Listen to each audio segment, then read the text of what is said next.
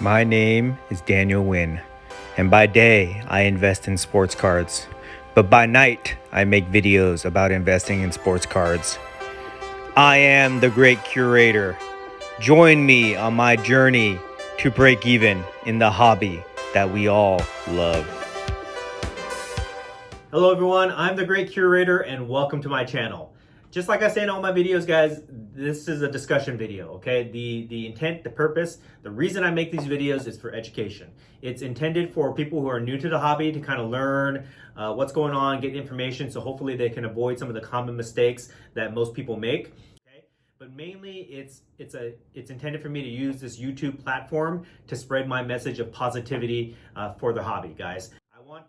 I want us to all become gentlemen investors, okay? Gentlemen investors, that's the coin I'm using here. Gentlemen investors or lady investors. Basically, I want us to establish a high standard of civility, of conduct within the hobby that we all hold each other accountable to and that we all strive to obtain, okay?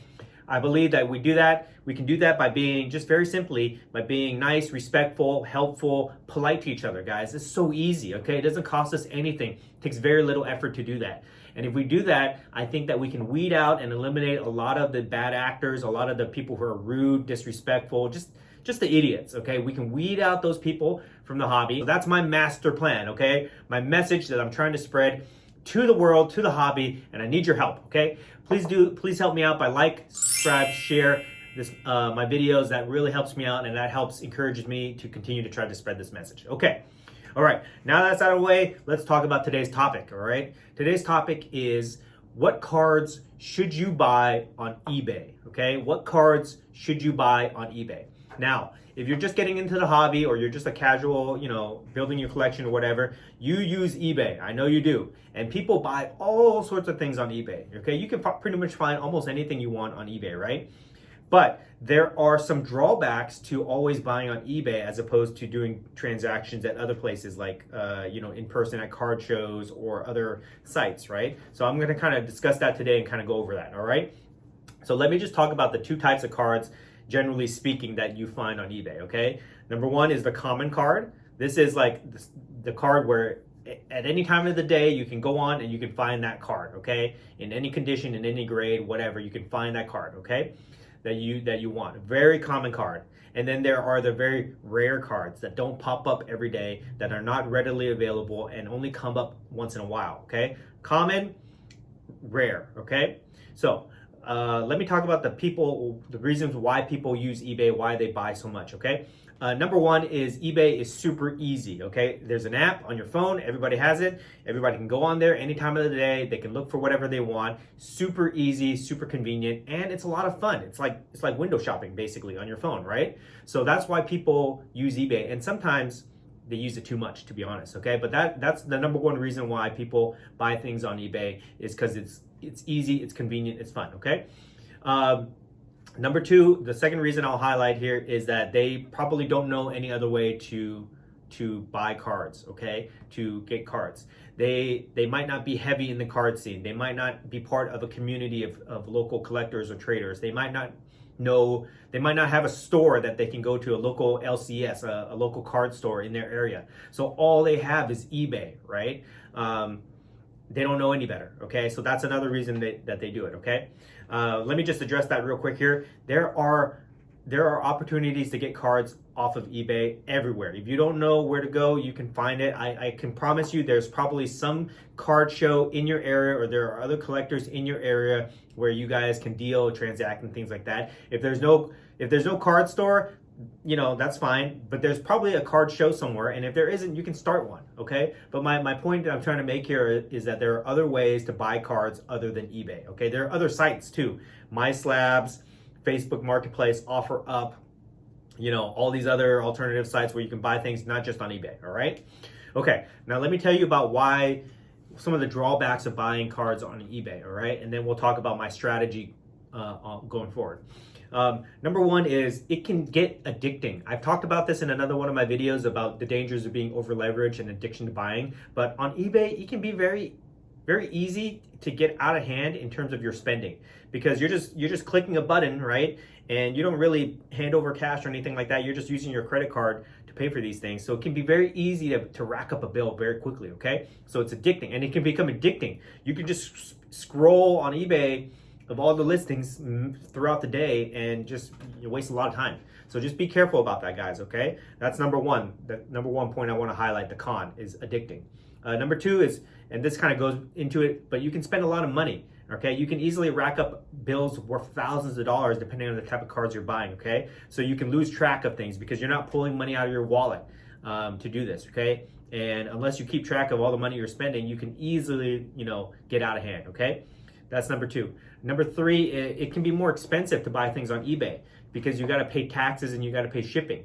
Most people do not have like a reseller permit where they can avoid taxes, okay? So most people are paying tax on top of whatever the card cost, okay? And sales tax in your area can be like whatever it is, 5 to 10%, whatever, okay? So it's more expensive.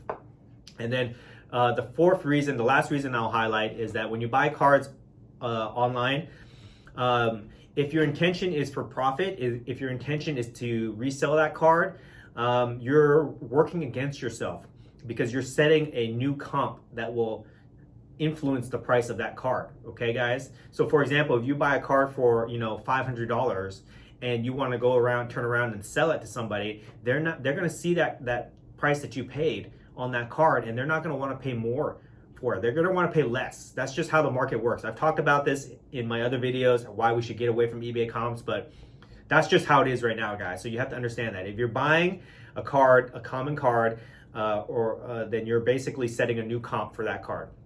It could be higher or lower, whatever it is, but you're going to be working against yourself, essentially. Okay. So those are the cons of why you probably don't want to buy. Why you would the cons of buying things on eBay. Sorry, guys.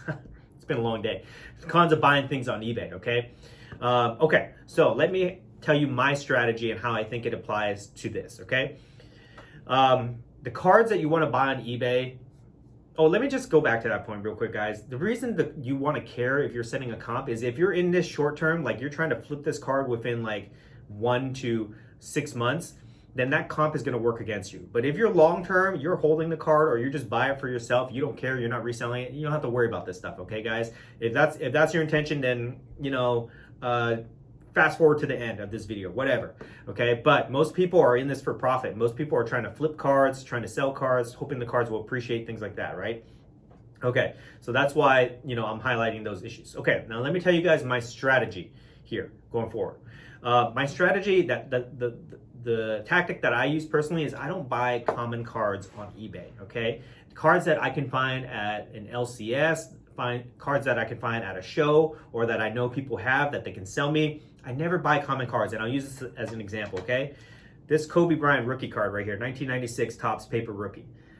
Very common card, okay? This, like a PSA 9 is like a 13,000 pop count, okay? Very common card. You can find this card all day, all night, every day of the week, okay? This is not a card that I want to buy on eBay just because people will rely on this comp, and the comp is not going to go anywhere, right? It's going to fluctuate a little bit here and there, but it's going to be whatever it is, okay? And then if I turn around and try to sell this card for higher than what I paid, I'm probably not going to be able to do it unless the values of these cards dramatically rise, okay? And then I also have to compete with everybody else who is selling the same card. But this card is readily available anywhere, anywhere you go, you can probably find this card, all right? So this is a common card. A rare card would be something like this, like my Tyson PMG. Super rare. You don't see this every day. There may be one listing on eBay and it's super high, okay? These are not cards that you find at card shows or anything like that. Super rare, all right? So those are the two distinctions, okay? Common, rare. My strategy that I employ is I don't buy the common cards because I can get these at shows. And if I can get these at shows, I can probably negotiate a better deal. I can probably trade for them. I can avoid paying taxes. I can avoid paying shipping. And I can, generally get a better deal at shows or anywhere else where I can find this card that is not on eBay, okay? What I do is I buy the rare cards. I buy the rare cards like this, okay? I don't care what the price is. If I want it, I'll go for it, and I'll try to get it within my budget, but I buy the rare cards, and I do that for a couple reasons. Number one is they're rare. You don't see them every day. So if you see them on eBay, you got to go for it because you're not going to find a card like this at your common show or at a LCS or anything like that. The rare cards very hard to find, right? That's why they're rare. So when you see them pop up on eBay, you got to go for it because you may not get another chance at it unless you get lucky, all right? That's number one. Number two, the comps on these cards do not factor in as much, okay? So let's just say I bought this card for $1,500 and I try to turn around and I sell it for higher than that. Somebody's gonna look at this and they may reference the comp, but if they can't find it anywhere else, okay, or they can't find it for less than what I'm asking for, then what are their options if they really want this card? They've got to deal with me, right? So that is why I only buy rare cards on eBay, because the comps don't factor in as much. Whereas with the common cards, you're competing with everybody on eBay, you're competing with everybody that has this card locally, and it's much harder to transact with cards like this versus the rare cards, okay? The only drawback with rare cards is that, you know, you have to find the right buyer who's looking for this card, but, you know, that's a different conversation to have, right, guys? Okay, and that's pretty much it. So those are the cards that I buy on eBay, the rare cards. I don't buy the common cards because I know I can get those somewhere else. So that's what I would encourage you guys to do, okay? Buy the rare cards. If you get stuck, if you're trying to buy these common cards on eBay thinking that you're gonna flip them or that you're gonna turn a profit, you're gonna get stuck. Okay, because you're gonna be tied to that comp because these cards transact a lot, and then two, you're subject to the price volatility of these cards. They can go up, they can go down. All right, you're stuck with it. Whereas if you buy the rare cards that do not transact as much, you're not tied to that comp necessarily. Okay, so even if another card pops up and it sells for less, if you're the only one that has this card and it's so rare, you're not necessarily tied to that. You can kind of name your price, you know, reasonably for this card. Also, the price of this card is not gonna be volatile because they don't transact as much. Okay, so that's basically my simple strategy for you guys. I think that, you know, leave eBay unless you can't get this card, like the common cards, unless there's no way you can get them anywhere else, then yes, you can buy them if your intention is to hold. If your intention is to hold long term, you can buy the common cards. Who cares about the volatility?